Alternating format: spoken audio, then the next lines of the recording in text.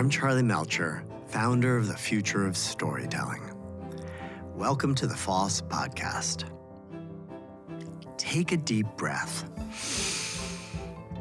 Now let it out. What stories did you just experience? And what stories did you share? Our next guest believes that the smell molecules in the air are an invisible alphabet for storytelling. In fact, she says, chemical communication is the original form of communication for all living things on Earth, and the most precise and genuine method of conveying truth, because the molecules we breathe in go straight to the part of our brain where we process and register emotions.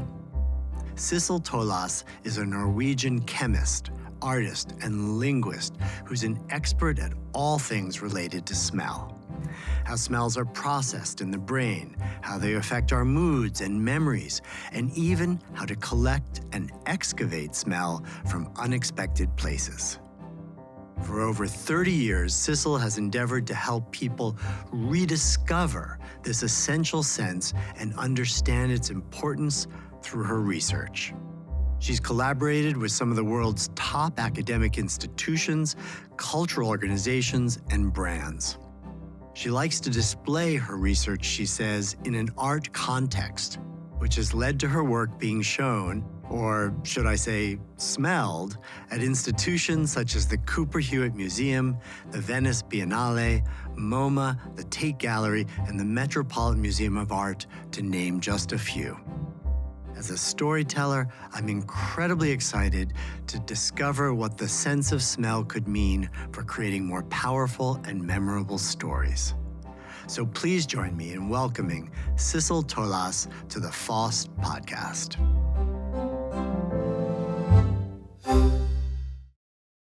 Sissel, welcome to the Future of Storytelling podcast. So happy to have you here. Thank you very much. Very thrilling to be on this talk with you. Looking forward. Sissel, I thought we'd start at the beginning. Tell us about the origins of smell. Before there was anything, there was the smell molecules. The first way of communicating on planet Earth and beyond was through chemistries.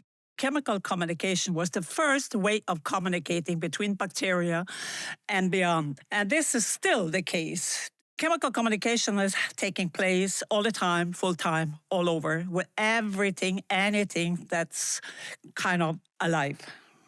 How is smell different from other senses? You breathe all the time. Every breath contains smell molecules that bypass the rational part of the brain and immediately trigger the emotion and memory in the hippocampus part of the brain. And this is a quality that smell have that's very different from the other senses. Most of the other senses enter the rational part of the brain before it then end up in the subconscious part of the brain and in the hippocampus at all. So it actually is more root to your sense of emotions. You're not even consciously thinking about your smells. Exactly. It is the direct entering to the emotional part of the brain. And also, not only do we have sensor in the nose, the whole body have sensors. Smell molecules enter the metabolism and the brain from all directions. So air is surrounding us all the time, full time. So all this information gets into our system, and subconsciously we are informed about what's going on long before we see it and long before we hear it. Also, the sense of smell is the oldest sense we have and the most primer. Yeah? Without the sense of smell and breathing, we will not be. When you start to understand its complexity and the diversity of possibility, it's just like, wow, an endless movie. You know, it's what life is about in a nutshell. Sissel, you're so unique that you bring so many disciplines to everything you do, science, linguistics, art. Tell me a little bit about the work that you do. Yeah, so in the beginning, I started this journey towards the invisible, and I didn't know what to study for what kind of purpose. I knew that a process was my product in the end of the day. I was aiming for something, but not really knowing exactly what it was. And it was, for me, kind of a wake-up call to discover chemistry. By doing experiments in the lab at the university, I discovered that there is something going on in the air that I need to understand. Definitely, I have to study chemistry because everything is about chemistry. But if I'm heading towards something unique and something unknown, I need to also find a way how to talk about it. So linguistic become the second field of my interest and my knowledge. And then I ended up again back to my biggest passion, which is life. So how can I combine and do research on what life is in terms of air and breathing and molecule? I cannot do this research just sitting in a white cube laboratory and doing experiments on rats and mouses. I need to be where life happens. So the only discipline there is where you have the freedom to be is art and creativity. So I use art to perform my research. I ask the question in my lab. I bring the question out to reality using museums, gallery, and institutions, education to pose those questions and try to find the answer. I work at the Metropolitan Museum, reactivating archives that's been asleep for centuries. I work in Pompeii to reactivate molecules from the past in the soil and the dust of the ruins, and so on and so forth. So trying to bring the knowledge, trying to use and show that there is a scientific knowledge that can be applied beyond the comfort zone of many, many disciplines. And I'm a master of making it uncomfortable.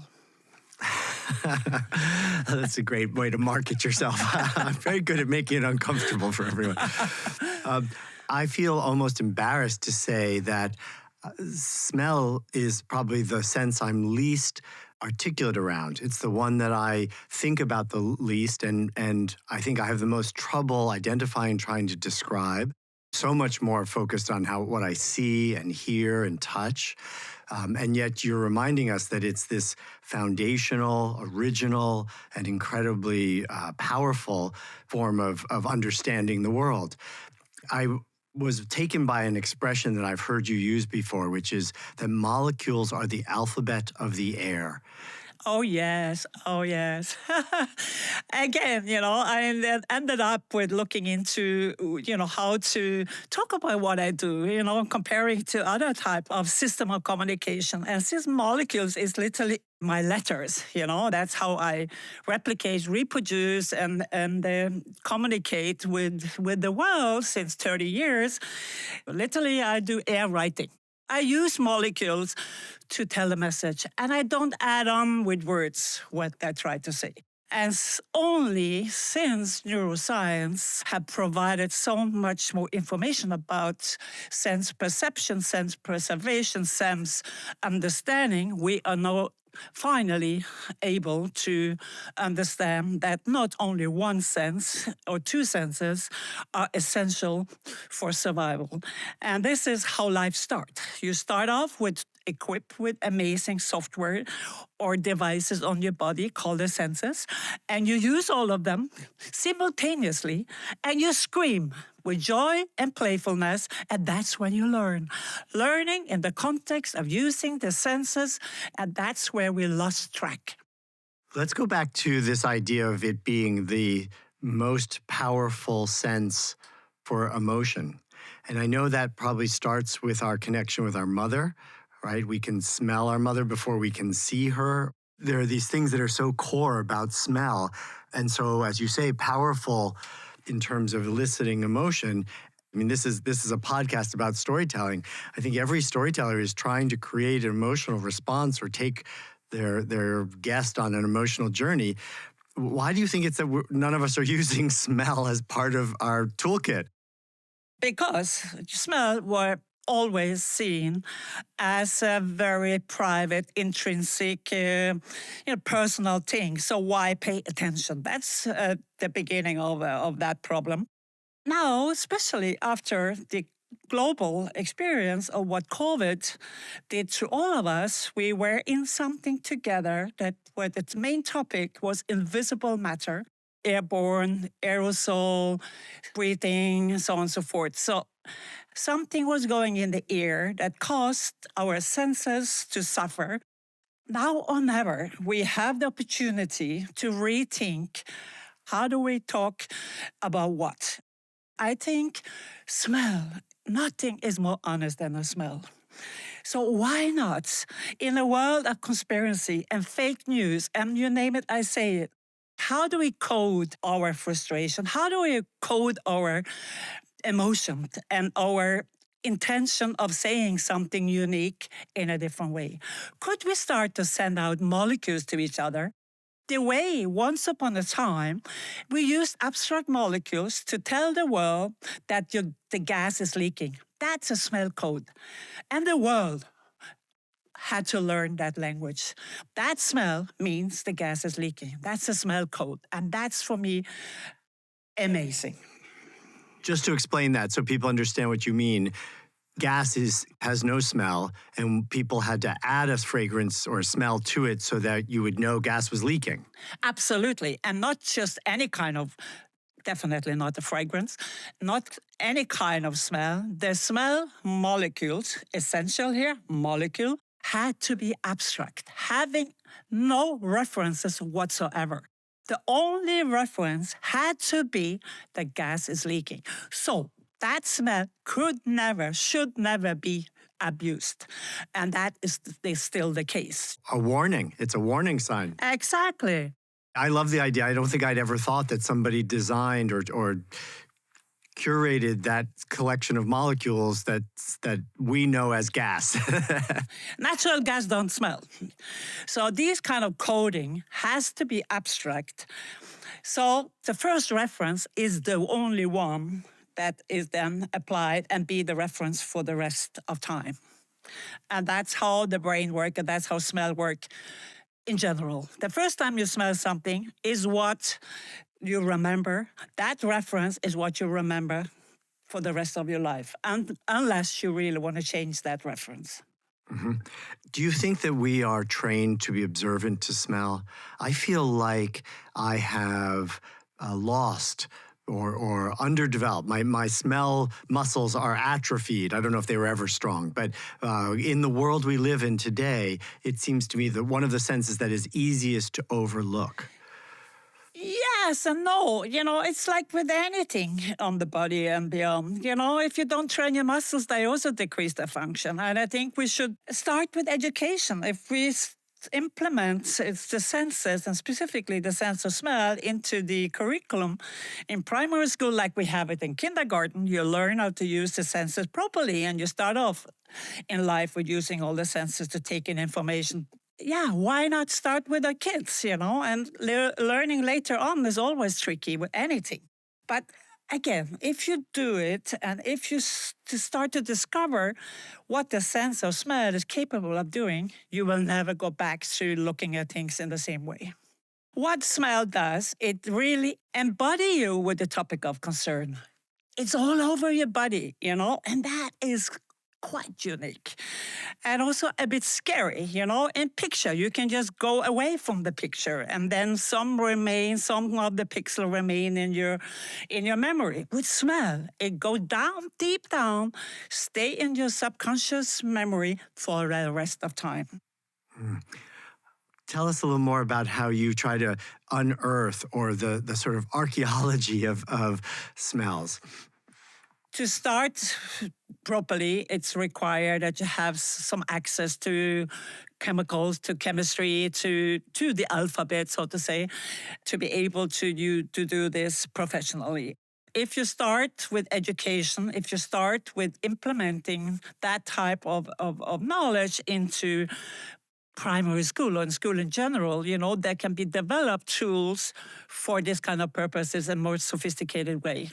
And now it's the situation is that a few have access to this, including myself, and I try to do the work with smell in a unique way because of that. I don't just perfume spaces. I carefully try to understand what is going on before I add on or remove something. I'd love to learn more about your collaboration with the Met around the project Sleeping Beauties. What was that? Yeah, so I was commissioned to be on board with the conservator at the moment they decided to choose these items that were part of the beautiful exhibition that had to do with archival material and fragility. And in my case, not only fragility in terms of falling apart and difficult to see, but also fragility in terms of chemistry and toxicity and so on and so forth. So what I was there to do was to show, okay, maybe you cannot see the original item the way it once upon a time was. But the information hiding under the skin of the item might be as interesting and maybe even more interesting. And maybe those molecules reveal the real truth about this item. And that's what I did. I did the smell recording with my advanced technology and showed them these molecules give indication of the life that been lived in these items. And I think it's about time to show and make the audience have access to this and trigger the experience of the items in a new and different ways. You could smell the molecular interaction between the molecules that was going on continuously within the garments and the objects on display. So suddenly you add on to a one-dimensional thing, you added on this three-dimensional embodied experience, and it became amazing. So you went and you sort of forensically studied the molecules in these rare and precious pieces of clothing and fabrics. What was one of the most surprising things you learned that may be counter to what people had understood about the item? I had a dress, was given to the Met 1912. That dress was worn by the same person that gave the dress to the Met. The dress was so fragile, it nearly could be taken out of its case in the archives. And when I did the molecular study, I was mind blown because it literally been on hold ever since because of the topic of fragility. And what I found was literally this person had animals, most likely a dog. The particles, the volatile, the molecules, they gave indication that she liked fish, that she probably ate fish products or whatever. And that she was a smoker. Yeah, so all these molecules, I then replicated, reproduced. I embedded the smells on the wall. So you had the dress carefully laid out, but the amazing conservators that did such an amazing job with this fragile material and items. And then you walked up to the wall and you touched literally the skin of the person that had been wearing the dress. And it was amazing. Putting up this wall and giving this homage to life was also a statement. So basically, you were able to reveal the story of the woman who'd worn the clothing, almost like a ghost telling its tale.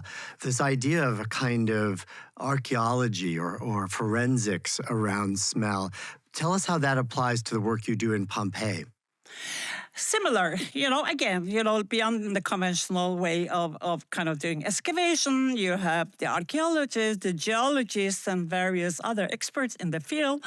I'm one of them.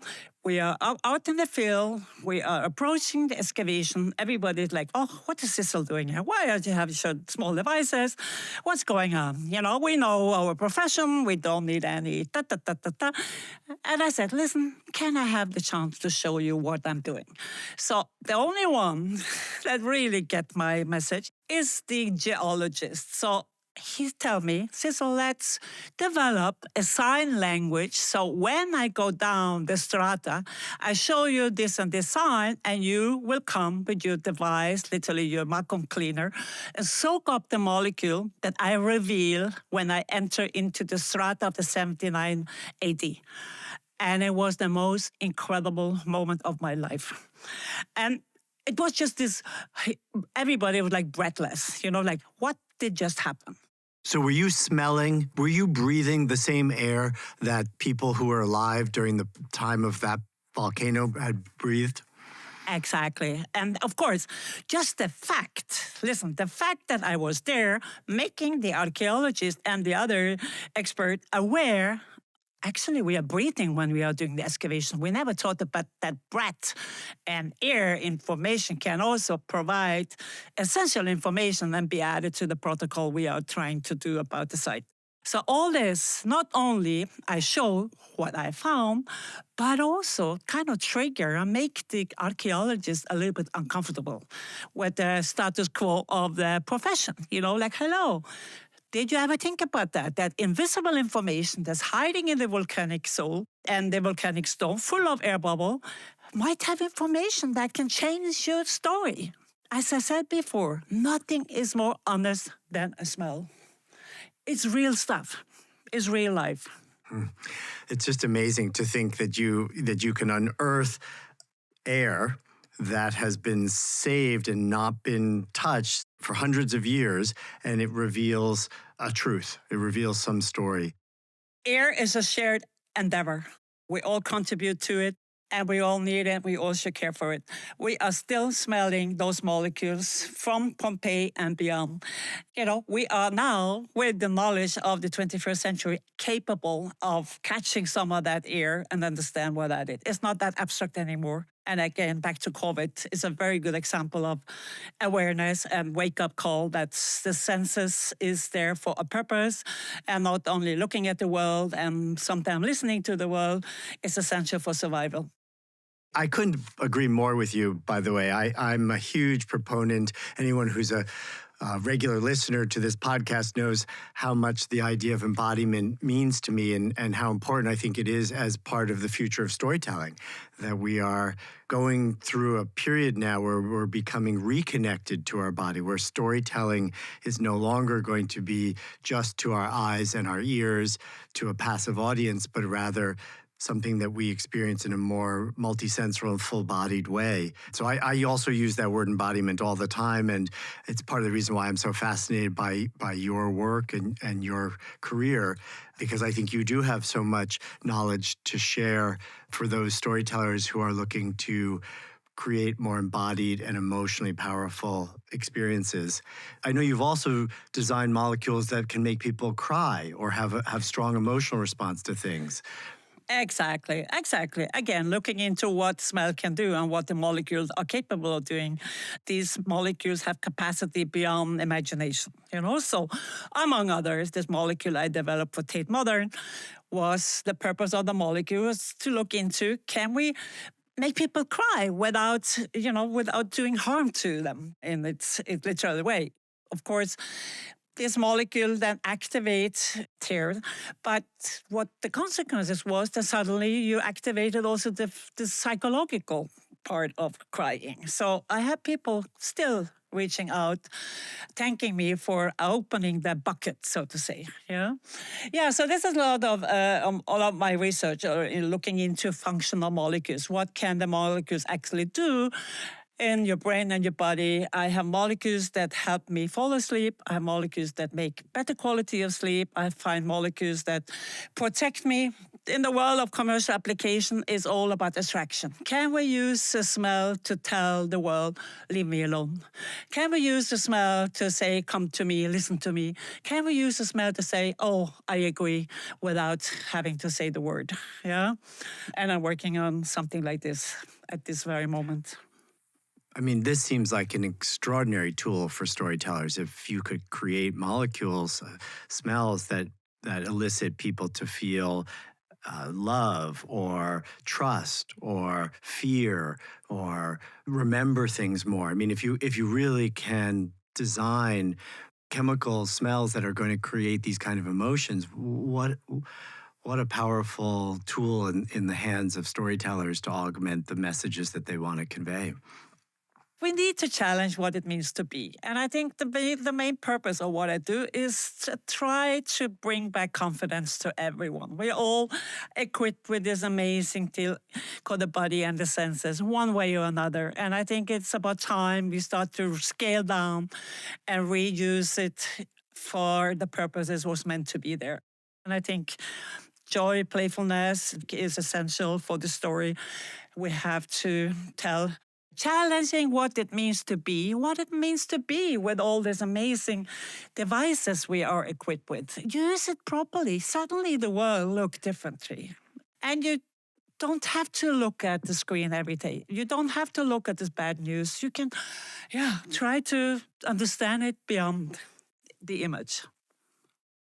Sissel, your work makes me have new meaning for the phrase "stop and smell the roses."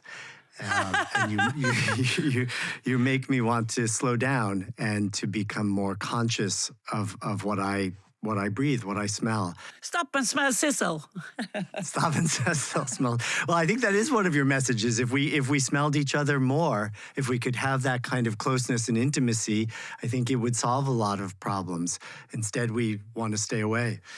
We just have to change the rules. We have to change the agenda. We have to change the curriculum. And we have to do it now or never. Otherwise, I don't know what's going to happen. And in terms of the senses, if we don't start to use the senses more properly, soon they will go extinct anyway. It's like with your muscles, if you don't use them, they also don't function. And I think doing small exercises around the senses and rediscover what it means, taking in information in multiple ways more than you normally would. It's now the right moment to do that. Yeah, and I don't think it's that complicated.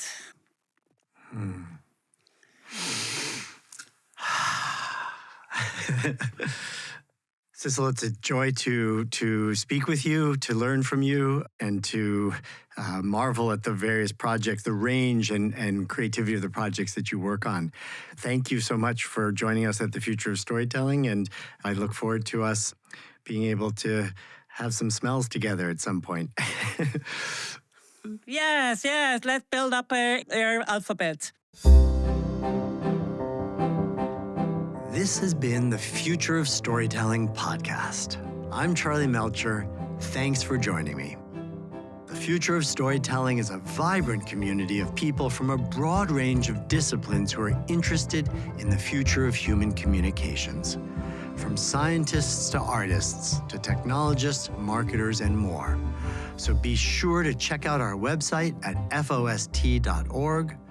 There you can find more episodes of this podcast, sign up for our free monthly newsletter, and learn about our annual membership community, the FoST Explorers Club.